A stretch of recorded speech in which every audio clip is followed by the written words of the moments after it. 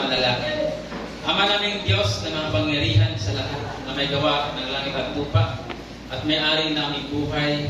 Lord, salamat po muli sa pagkakataon na kami po, Panginoon, ay nagkakaisa sa iyong gawain, Panginoon. Sa aming pakikinig, Panginoon, gawa mo kami ng iyong karunungan at wisdom, Panginoon, upang manawaan namin, Panginoon, ang ninanais mo para sa amin, Panginoon. Gawin din po, Panginoon, sa nakikinig, nawa ito ititin mo sa aming mga puso, Panginoon, at bitbit namin ito, Panginoon, sa pag-uwi sa aming mga tahanan. Ang lahat ng ito, ang itinataas sa pangalan ni Jesus. Amen and Amen. Kumusta po tayong lahat? Amen. Kumusta po ang nagdaang araw, nagdaang isang linggo natin? Mabuti po. Siguro ang iba, hanggang ngayon, hindi pa sinagot ng Panginoon ang matagal na natin prayer request. No? Sa mundo, mayroon po tayong, lalo na kung pumapasok po tayo sa ating mga circular, mayroon po tayong mga benepisyo, SSS. Yung ISIS na yan, yan yung po yung sa akin pandemic, no?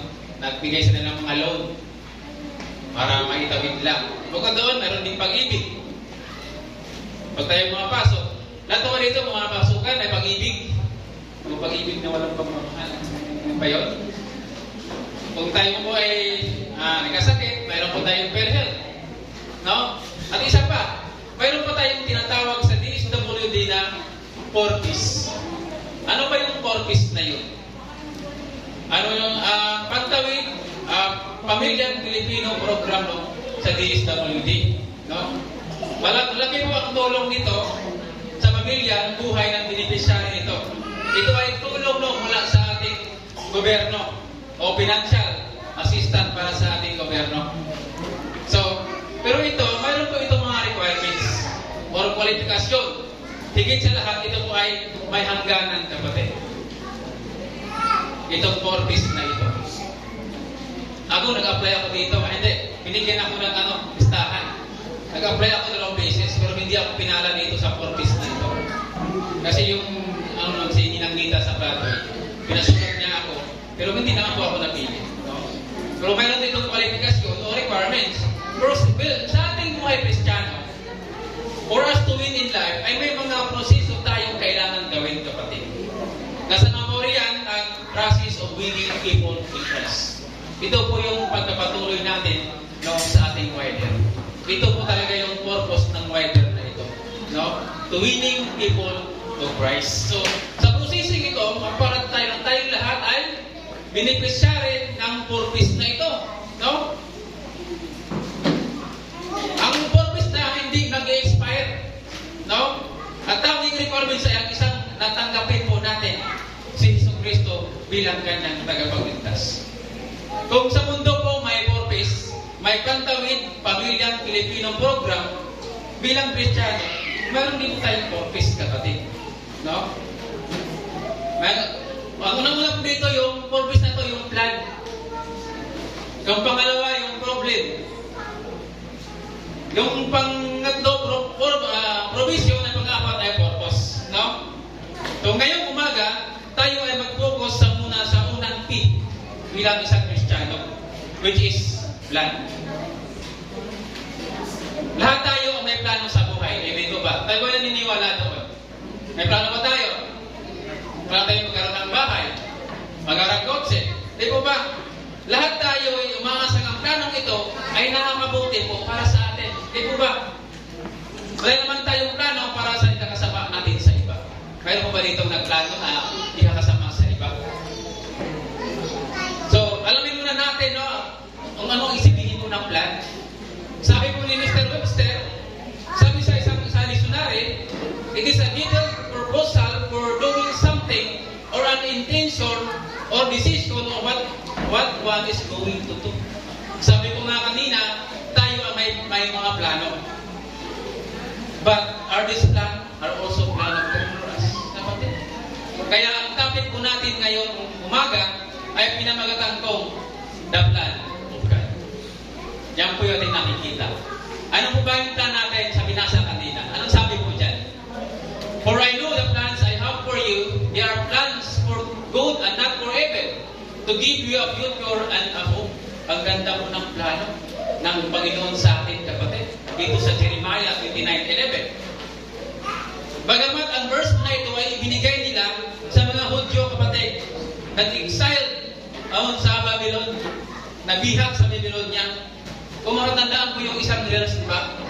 Mga kinuha nila sa Psalm 137:1, yung sinasabi, by the rivers of Babylon. Diba?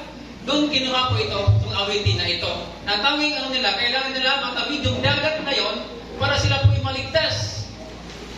Para sa kontekstong ito, sinasabi ni Jeremias ang mga salitang ito sa mga Hudyo na nabubuhay sa ilalim ng mga Egyptian, kapatid. Nung binihag po ng mga Israelites. At pagkatapos ay Babylonian Empire, bago tuluyang dinala, pagkatapon mula sa Jerusalem, patungo po sa Babylon. May isip lamang ng isang tao kung ano ang magiging pakiramdam na mamuhay sa ilalim ng dominasyon ng iyong mga kaaway. At pagkatapos ay mapilitan ang mga kaaway na lisanin ng iyong tinabuang bayan at manirahan polo sa ibang bansa. Kapag maunawaan natin ang text na ito, kapatid, matuklasan po natin na ang mga salitang sa Jeremias 29:11 ay sinasabi sa mga tao sa gitna po ng kahirapan at pagdurusa. Dahil bihag po ng mga Israelites sa mga Egyptian na ito. Ang mga tao ay nagnanais ng mga agarang pagliligtas. Ngunit, ang tugon ng Diyos, kapatid, ay hindi upang magbigay ng agarang solusyon mula sa mahirap na sitwasyon natin. Bagkus, ipinangako ng Diyos na mayroon siyang plano upang sila ay bigyan ng pag-asa sa gitna ng kanilang kasalukuyang kalagayan. Yun po ang nakalagay dyan sa text natin binasa kanina. Ang mga Kristiyanong nahaharap sa maghirap na sitwasyon, ngayon ay maaring maaliw tayo dyan sa text na yan, kapatid. Sa magagaalam natin, hindi ito isang pangako na agad tayong iligtas mula sa kahirapan o pagdurusa, kundi isang pangako na ang Diyos ay may plano para sa ating buhay, anuman ang ating kasalukuyang sitwasyon.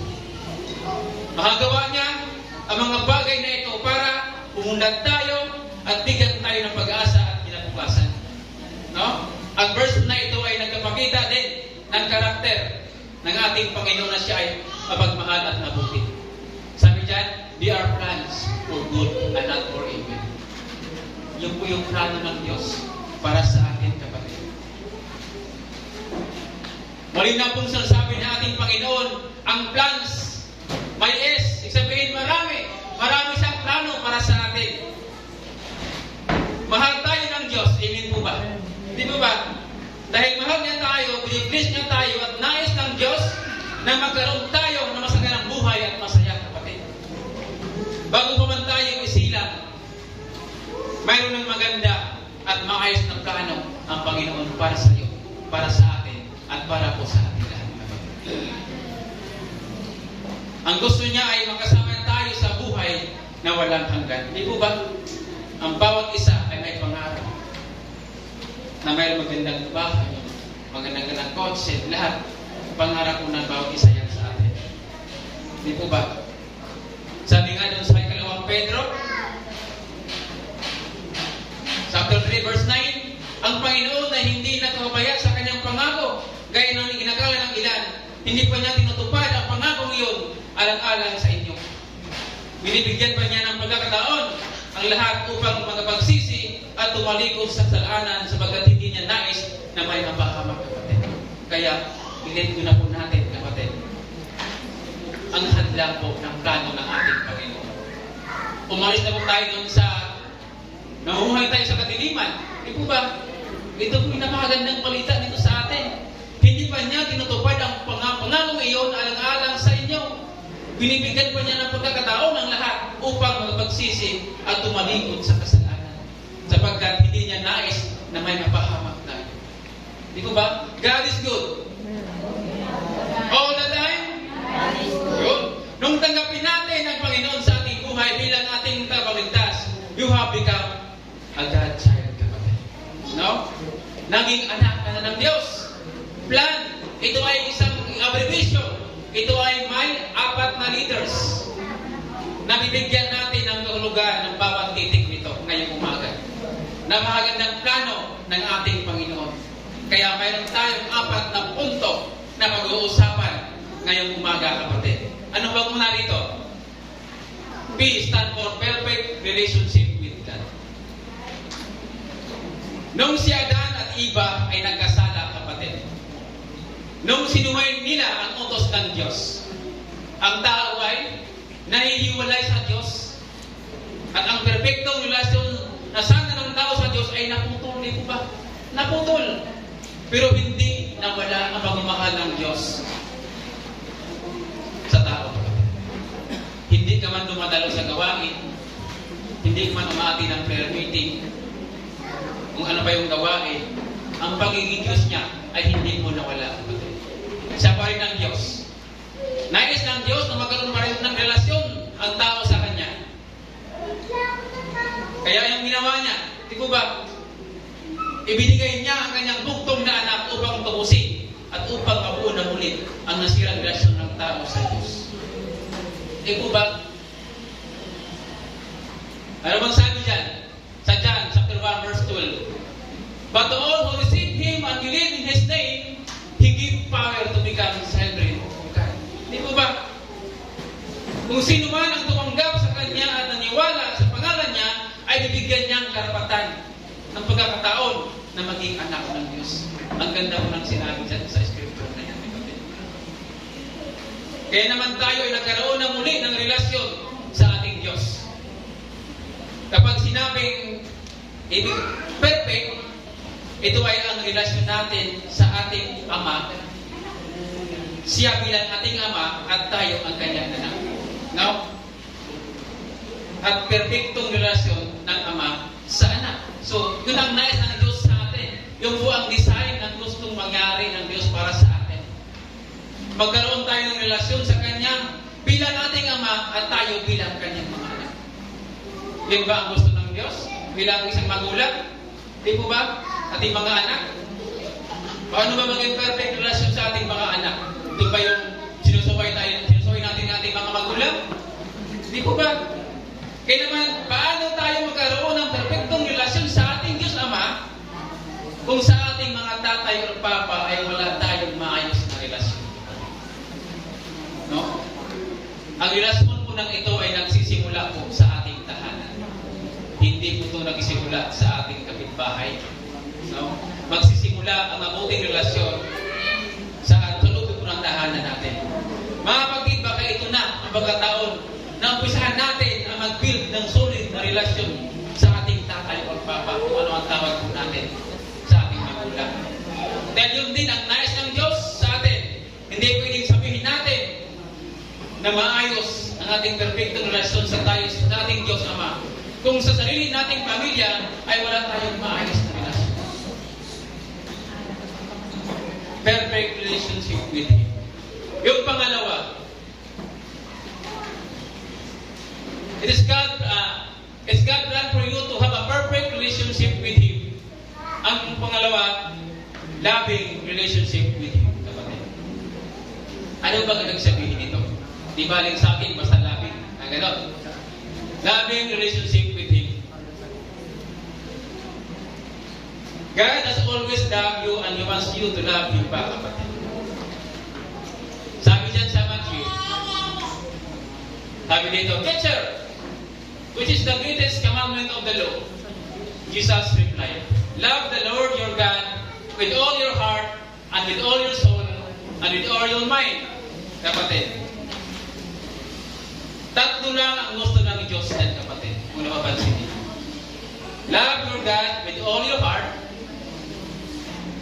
with all your soul, and with all your mind. Ito po yung nagpapakita na mayroon tayong loving relationship with Him, kapatid. God has always loved you and He wants you to love Him back, kapatid. Dahil mahal tayo ng Diyos. Bilang respond, mahalin din natin ang ating Panginoon. Walang relasyon na walang pagmamahal. Meron bang relasyon na walang pagmamahal? Paano kayo mabubuo yun? Kung magkajowa kayo pero walang pagmamahal. No? The foundation of all kind of relationship that we have is love. Wala pong saysay ang ginagawa natin kung wala pong pagmamahal sa ating mga puso. Ang foundation talaga ng ginagawa natin ay love. Mahal tayo ng Diyos sa lahat ng panahon at dapat mahalin din natin siya ng ating buong puso at kaluluwa at kaisipan. Sino ba dito ang walang pagmamahal sa puso? Lahat po tayo, di ba? Lahat tayo ay mahal ng Diyos. No? So ano nga ba ang ELSA plan? Balikan natin, loving relationship with Him. Ang susunod ay abundant life.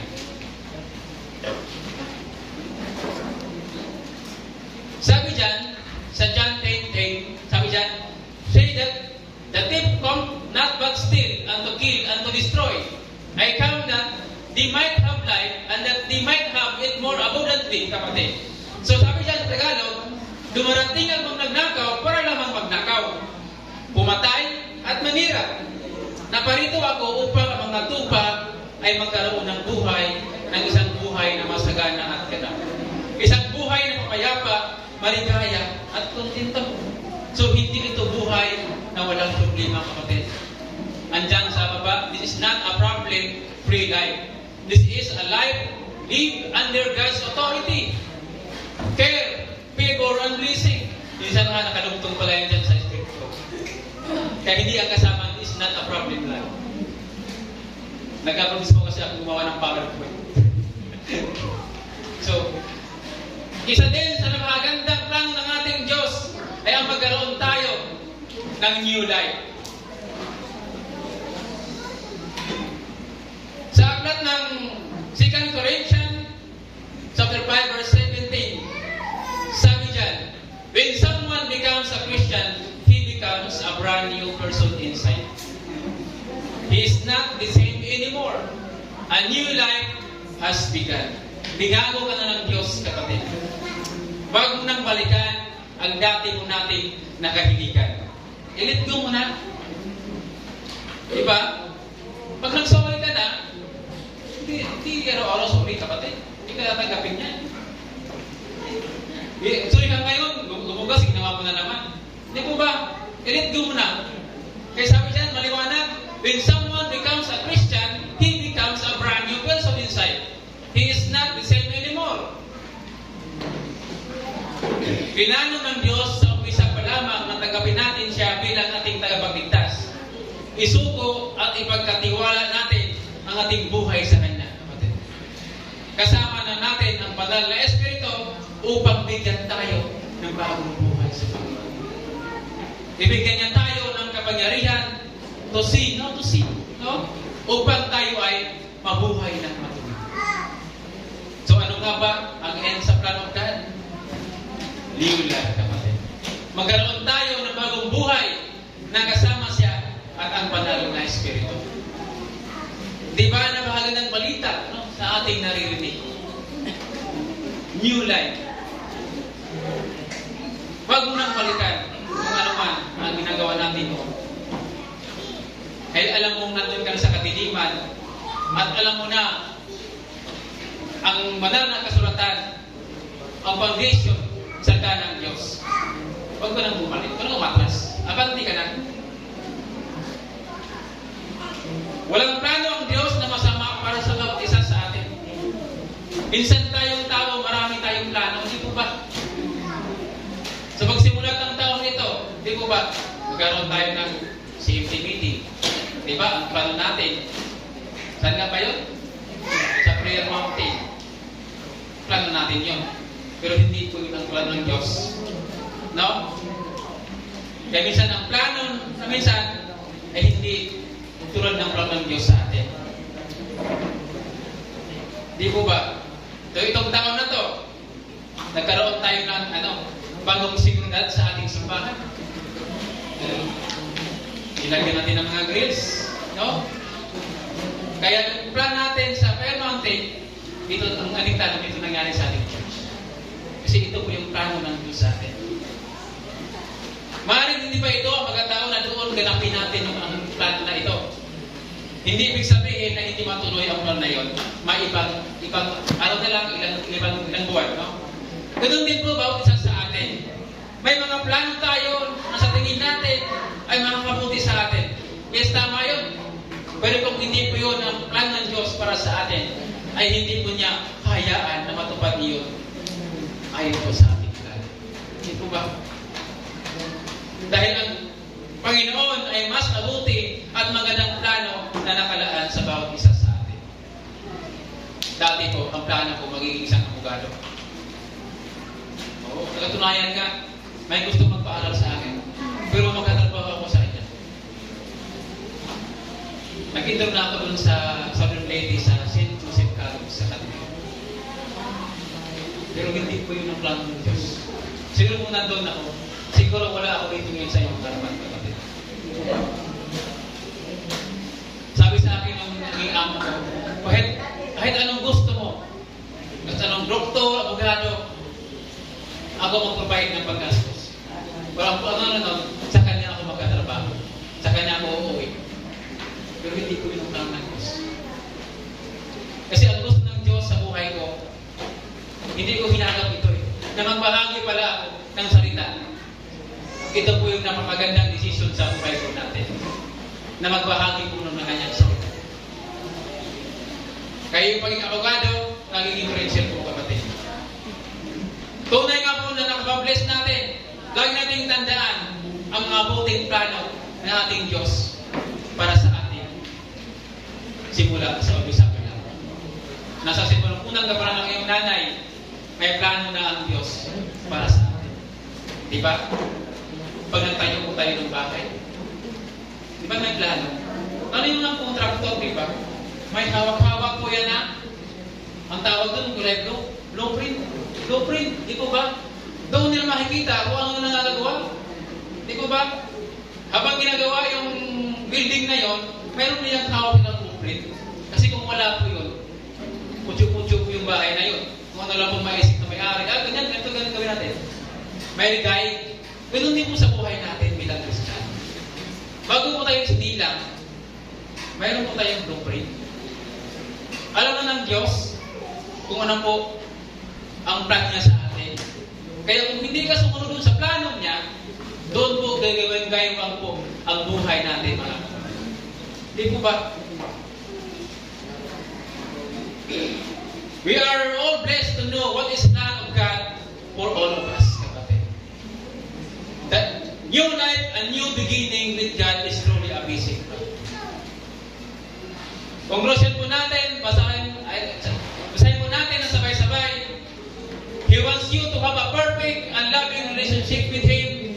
He wants you to experience the abundant life in Jesus and give you the power of the Holy Spirit to live the new life you now have in Christ. Isang magandang umaga po.